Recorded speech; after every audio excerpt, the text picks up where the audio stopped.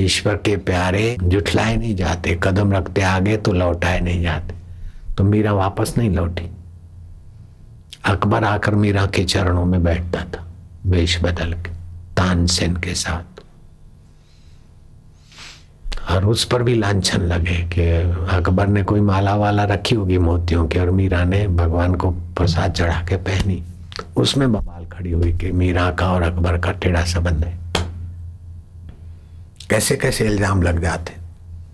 और जब जब महापुरुषों पे और भक्त और भक्तानी पे इल्जाम लगते तो इसी प्रकार के लगते ताकि समाज उनसे टूटे। मीरा से लोग टूटे, विक्रम राणा का मन चाहा हो, लेकिन मीरा से लोग थोड़े टूटे होंगे। लल्लू पंजू टूटे होंगे, पक्के और पक्के हुए होंगे।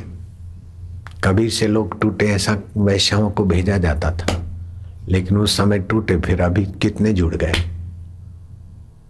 शंकराचार्य के पास आद्य गुरु शंकराचार्य, कपाली और ये वो लोग टूटे, लेकिन फिर कितने जुड़ गए।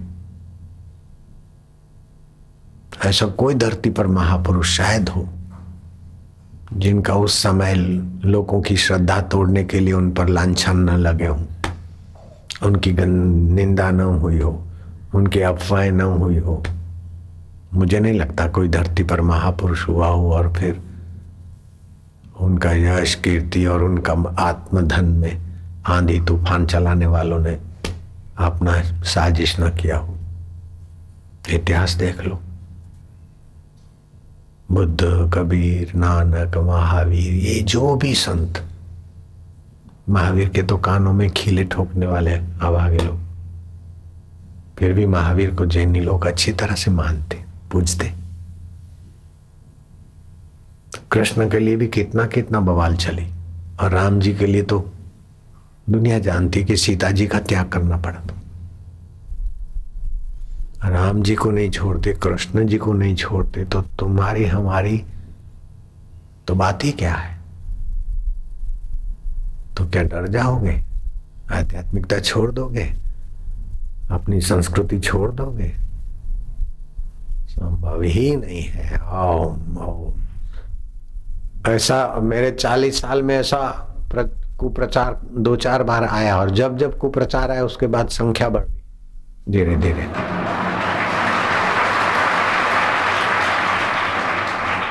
लेकिन आपका कुप्रचार बहुत लंबी साजिश है, लंबा, कुछ खूब पैसे खर्च करके हुआ है और बहुत लोगों को इसमें जोड़ा गया है। आपके कुप्रचार का शिकार न बने हो, जो टिक गया तो वही, वो तो फिर पृथ्वी पर का देव है।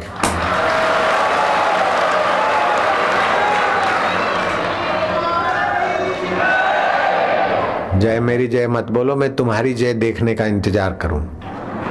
है अभी इतने आनंदित हो रहे हो, तुमको क्या क्या बताऊं। तो ये भारतीय संस्कृति पर प्रहार हो रहा है।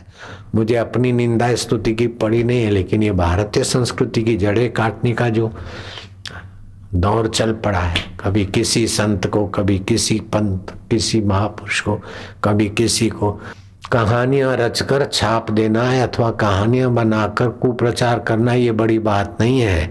लेकिन सत्संग पचाकर सुप्रचार करके सुसत्संग, सुजीवन, सु नजरिया पाकर आप भी मुक्त होना और साथ साथ पीढ़ियों को मुक्त करना, ये मानव शरीर में छुपा हुआ देवत्व काम करता है भैया। स्वर्ग के देवता तो पुण्य क्षीण होते हैं तब भोग मिलता है, लेकिन सत्संग के देवता पाप क्षीण भी करते हैं और भगवत सुख का, भगवत ज्ञान का, भगवत भक्ति का और भगवत प्रसाद का भोग उनको अभी अभी यहाँ मिल रहा है, इसलिए आनंदित हो रहे हैं। मरने के बाद नहीं, स्वर्ग का सुख तो मरने के बाद मिलेगा, और संसारी भोग का सुख तो जब भोगेंगे तब मिलेगा। यहाँ न भविष्य है न कोई भोग है, फिर भी जो अंतःकरण में चमचमा रहा है, अंतःकरण में जो वसुदेव रूपी सात्विकता की झलक आती तो लगता है कि बहुत अच्छा, बड़ा आनंद है, बहुत अच्छा। ये तो अच्छा लगा, आनंद आया, उतना ही नहीं, ये संस्कार तो मृत्यु के सिर पर पैर रख के अमर आत्मा परमात्मा तक पहुंचाने की ताकत रखते हैं। आप क्या समझते हो? सत्संग के संस्कारों को आप क्या समझते? दुनिया की पढ़ाई के संस्कार बुद्धि में रहते हैं। बुद्धि से आप डॉक्टर बनेंगे, वकील बनेंगे, उद्योगपति बनेंगे, लेकिन भक्त बुद्धि से नहीं बनता है, भक्त स्व से बनता है। इसलिए मृत्यु के बाद अगले जन्म का डॉक्टर फिर से डॉक्टर नहीं होता, फिर से पढ़ना पड़ता है। अगले जन्म का मरा हुआ वकील फिर जन्मजात वकील नहीं होता। हाँ, अगले जन्म का उद्योगपति अब फिर पढ़ने न जाए तो उद्योग पर नहीं संभाल सकता। लेकिन अष्टावकर अगले जन्म के थे और माँ के गर्भ में उनके अगले जन्म का ज्ञान प्रकट हुआ और 8वें महीने थे और कुहूल ब्राह्मण को सुनाते, वेद का पाठ तो करते हो लेकिन ऋचाओं का उच्चारण जिससे होता है उस परमात्मा को जानो, खाली ऋचाओं का वर्णन क्या करते हो? मारो बैठो, मारो रोयो, आठड़ियो। 8वां महीनो है, सुजाता के गर्भ में आया 8वें महीने का है और बाप की वाणी में बांक निकालता है, जा तेरे शरीर में 8 बांक होंगे। वो बालक ने कहा, पिताश्री ये श्राप मुझको नहीं लग सकता है, मेरे शरीर में 8 बांक होंगे, मैं अमर आत्मा हूं, सुराई टेढ़ी मेढ़ी हो सकता है लेकिन आकाश वही का वही है पिताश्री।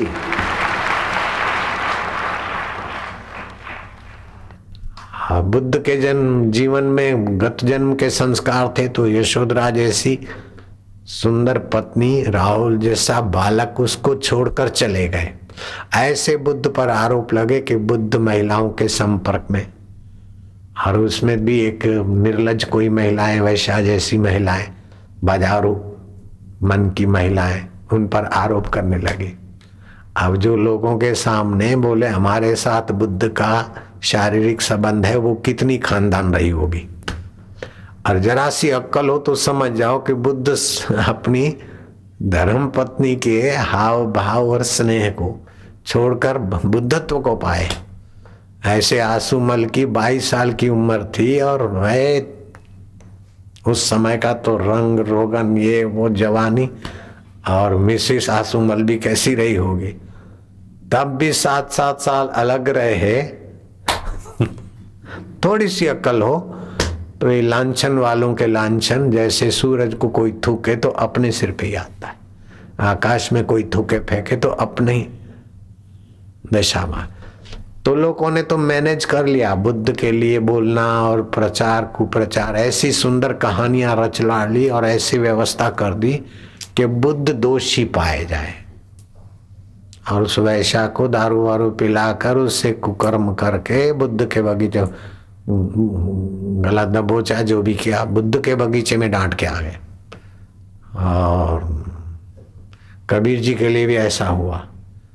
तो अभी भी वृंदावन में जो साधु संत हैं उन पर ऐसे ही स्त्री का, कन्या लड़कियों का इधर उधर का आरोपण लगा के सैकड़ों आश्रम और मंदिर हड़पने वालों ने हड़प लिए। ऐसा 4 दिन पहले साधु ने आके मेरे को बताया था चरित्रानंद पर। तो फिर लोगों की श्रद्धा टूट जाए, लोग बल चला गया, फिर उनके ऊपर कैसा भी कानूनी ढंग से सेटिंग करके कब्जा कर लेते। तो ये भारतीय संस्कृति पर बड़ी एक साजिश आ रही है। एक संत को ऐसे उनके भक्तों से अथवा समाज से तोड़ के फिर वो अपनी भारतीय संस्कृति को छिन्न भिन्न करके अपना कल्चर या अपना कुछ। तो इसीलिए सभी को एकजुट होने के दिन आ रहे हैं और अपनी संस्कृति, जैसे भारतीय संस्कृति की रक्षा के लिए गांधी जी ने जरा गर्जना कर दिया, ऐसे हम लोगों को सबको हमारी भारतीय संस्कृति में जिनका भी विश्वास है और जो मानते हैं, एकजुट होकर अपने भारत देश की अखंडता और स्नेह सरलता सादगी ईश्वर प्राप्ति के उद्देश्य वाली संस्कृति का जतन करना सभी का है, विद्यार्थियों का भी है। मेरे गुरुदेव की दादी माँ का कोई निंदा करते हैं, वो बोले वाह प्रभु वाह, अब मेरे गुरुदेव को गोद में बिठा के कहती कि ये निंदा मेरी थोड़ी कर रहे हैं, इसकी कर रहे हैं। बुढ़ी है, खांसती है। मैं तो अमर आत्मा हूँ, चैतन्य हूँ, शाश्वत हूँ। मैं बुढ़ी नहीं, मैं जवान नहीं, मैं बालक नहीं, मैं तो शाश्वत हूँ। ये शरीर बुढ़ा जवान मोटा है, उसको देखने वाली मैं हूँ। यह और वह बदलता, लेकिन मैं की सत्ता में। मरने के बाद भी मैं रहता है, स्वर्ग में नरक में मैं रहता है, वो मैं दिव्य आत्मा हूँ। बेटा तू भी ऐसा है। ओ लीलाशाह भगवान की दाढ़ी माने बचपन में संस्कार डाले। आओ श्रोता, तुम्हें सुनाऊं महिमा लीला शाह की, सिंध देश के संत शिरोमणि बाबा बेपरवाह की। बचपन में ही घर को छोड़ा, गुरु चरण में आन खड़ा, तन मन धन सब अर्पण करके ब्रह्म ज्ञान में दृढ़ खड़ा। नदी पलट सागर में आई, वृत्ति अगम था की। आओ श्रोता, तुम्हें सुनाऊं महिमा लीला शाह की। दुख को हरते, तुम्हारा दुख अभी है क्या? दुख को हरते, सुख को भरते सत्संग के द्वार। करते ज्ञान की बात जी, जग की सेवा लाला नारायण करते दिन रात जी। कल रात को भी वही बात हुई और आज सुबह भी वो बात हुई, अभी भी वही बात हुई। करते ज्ञान की बात जी, जग की सेवा लाला नारायण करते दिन रात जी। दुख को हरते, सुख को भरते, करते ज्ञान की बात जी, जग की सेवा लाला नारायण करते दिन रात जी। जीवन मुक्त विचरते हैं ये, जीते जी मुक्ति का अनुभव करते कि मैं शाश्वत नित्य चैतन्य ब्रह्म सनातन ब्रह्म का अविभाज्य अंग हूं। तो ये अज्ञान मिटा तो ज्ञान का अनुभव होता है। तो कंस दुख देता है, काल दुख देता है, और अज्ञान दुख देता है। तो अज्ञान मिटता है ज्ञान से। और कंस के साथ की दोस्ती मिटानी है तो कृष्ण का आह्वान करो। काल के प्रभाव से बचना है तो अंतःकरण और मति को ऐसा बनाओ कि काल का प्रभाव ना पड़े, समय का प्रभाव ना पड़े, वस्तु का प्रभाव ना पड़े, कृष्ण का प्रभाव पड़े, साक्षी चैतन्य का प्रभाव पड़े, ईमानदारी का प्रभाव पड़े।